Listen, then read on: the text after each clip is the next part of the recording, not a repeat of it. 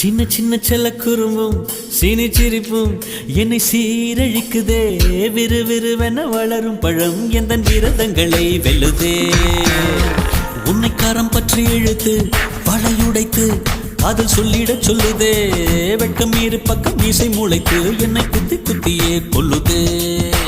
காதல் என்ற நீதி வழி கைய வீசி வந்த பின்னும் கால் கடுக்க காத்திருக்க எதனாலே?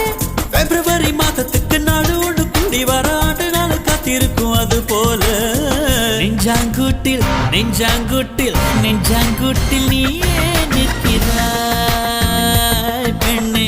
நெற்றி போட்டில் தீயை வைக்கிறாய்.